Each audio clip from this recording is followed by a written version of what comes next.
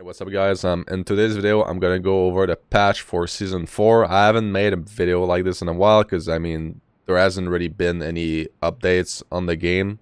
But yeah, so season 4 is supposed to come out June 9th, so it's still, you know, in a month. So we're probably not gonna get much content until then. Honestly, season 3 has been a bit disappointing patch wise, but you know, hopefully this patch is gonna help a little bit. So the first thing that they're gonna add in season 4 is something called the Rematch Nations Cup. It's pretty much just an in-game event where you will be able to choose one of 32 countries, and you know, it's just whenever you play a game, if you score goals, you get points for that country that you selected, and at the end, the countries with the most points are basically gonna get some rewards like cosmetics and stuff. Also, they're gonna do a little bit of changes for the ranking system. So depending on like your hidden MMR, you used to be able to like lose -2 and win +3. Well, this is gonna change to -3 and +6 whenever you lose or win a game.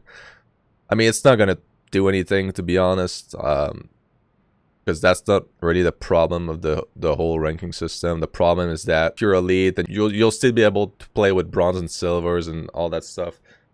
And also, I mean, there's so many people that are elite because it's so easy to get. It doesn't even really matter the rank you are anymore. It's just rank has been all over the place for a while. But yeah, that's gonna be a change that they're making. It's not gonna matter much, but yeah. Now onto the gameplay. We're getting a new mechanic. I feel like it's been a while since we've gotten a new mechanic. And it's gonna be the fake shot. So basically what you're gonna be able to do now, you can just charge up a shot and cancel it by pressing B on if you're on controller while you're shooting, or by pressing right click on your mouse if you're on mouse and keyboard.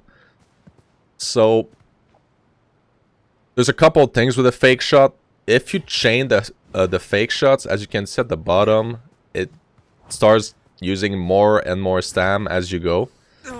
So, you know, chaining fake shot is gonna really mess up your stam. Also, when you reach red stam, you won't be able to fake shot anymore. You're like gonna tumble and you can't even like do anything with the ball. So chances are, if you do this while you're in red stam, you're gonna lose the ball. Also, when you do a fake shot, you know, you decide the exit of the fake shot, so you can, you know, go backwards, sideways, doesn't matter where. You can go anywhere, any directions that you want. And you know, this is something you can do while just sprinting. This is something you can do while E-ing. Also, after you E, you get a ton of space if you do a fake shot. Like, I'm actually gliding, you know. It's like the old drag shot pretty much. And talking about drag shot, it has been nerfed. As you can see, if I just try to do a drag shot, at the end of the drag shot, you lose pretty much all your speed. You used to glide a lot, but now you just kind of get stopped, as you can see. Like, I lose all my speed, so it's going to be way easier to get tackled. You know, before you could just E one way, drag, and shoot. But, I mean, you can still do it. It's just that you won't get the same, you know, distance while you're gliding, so it's going to be easier to tackle you. But yeah, I think the fake shot is going to be really good after you just eat, because I mean the gliding, just the amount of space you get from doing this move is crazy. And this is not going to be just good to shoot the ball. Obviously you'll be able to use that, you know, on the pitch if you want to cross or anything. So, you know, maybe you want to go for a cross, you just fake out the defender, then you just cross the ball in the middle to your striker or whatever. So I think balance-wise, if you're just running, you know, you don't get that much distance. And also, you can't shoot right away after you do the fake shot. It takes a little bit of time to be able to shoot or to interact with the ball. So it's not like you can just fake shot and shoot instantly. You'll have a little downtime before you can do anything. Obviously, it's going to be good in a 1v1 against a keeper, because now you have the choice of doing a backboard. You have the choice of just doing a fake shot and then finish. So yeah, it's gonna be good in 1v1s for sure, but you gotta remember, like, it's kind of rare that you get in 1v1s against a keeper, like only a keeper. Usually there's gonna be a defender close that can tackle you. So, you know, as much as it's gonna be good in a 1v1, I don't think it's gonna be as broken as people can think, to be honest, because you don't get in these situations often. What I will say though is that the animation you get after you just E'd with a fake shot is a bit ridiculous. I mean, it's worse than the old drag shot pretty much. You pretty much glide for I mean, it's almost double the distance that you used to, you know, drag shot, and they nerfed the drag shot because it was bad in that way. So yeah, maybe a little bit of tweaks after you E would be nice. But yeah, apart from that, I think, you know, I think it's going to be good for the game. And yeah. Now for goalkeepers, let me just... The only way I can really test this is by doing the tutorial. So before I start this, what they did with the keepers, so basically, if someone shoots the ball and you're in defensive stance and the ball hits you in less than 0.4 second, instead of just grabbing the ball while you're in defensive stance as a keeper, it's gonna bounce on you. So it's just gonna block the shot. So I'll show you. So as you can see, it doesn't grab the ball, it just deflects. So, you know, a lot of keepers would just, they would go out and then they would, you know, hold defensive stance, right? Because they would just catch the ball pretty often.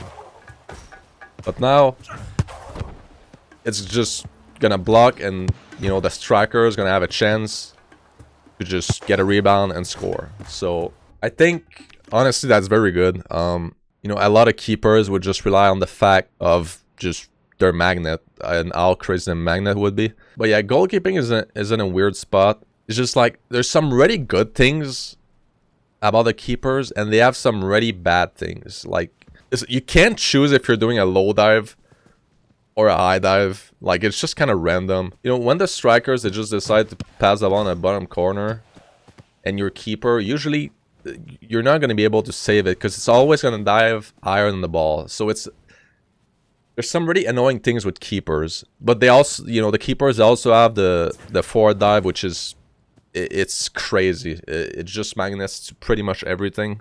But yeah, on the other side, you also have the fact that you can't really control everything that you want to do as a keeper, which they really need to do something with the dives.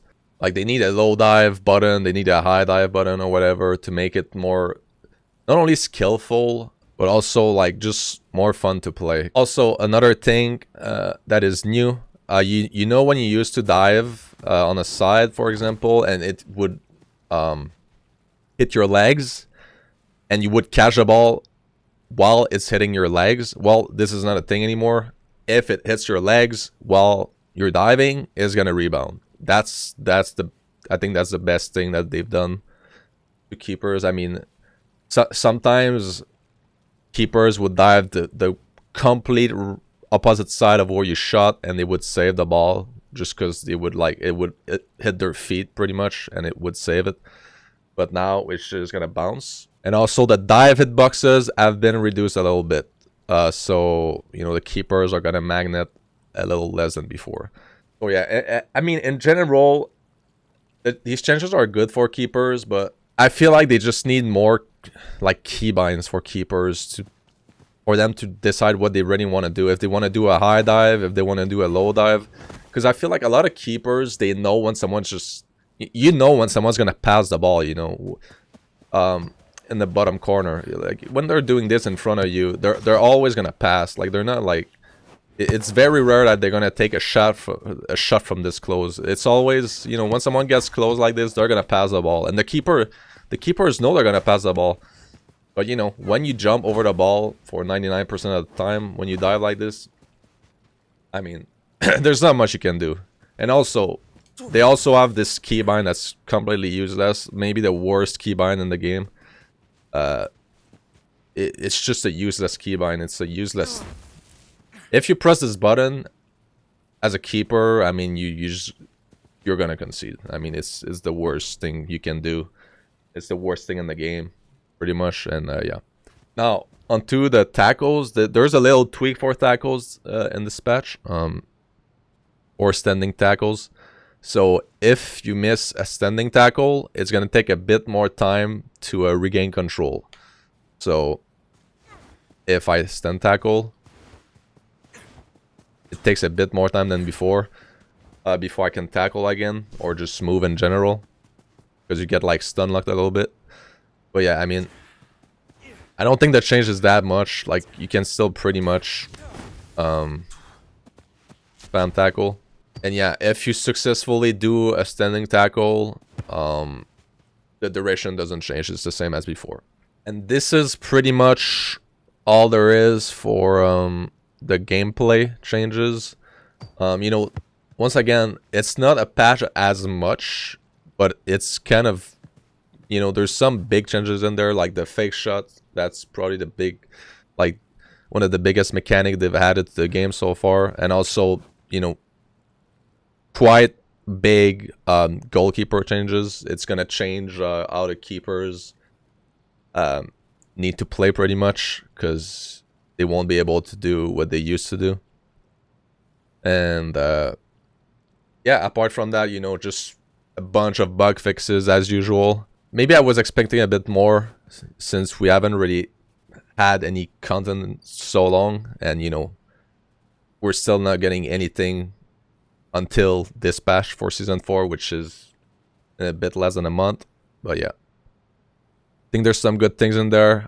Still nothing to ready matchmaking or the ranked in general. Just you know, just a tiny thing I talked about, which won't change anything, to be honest. So yeah, that was pretty much it for the season 4 patch. We'll have to wait for June to really test it out in game.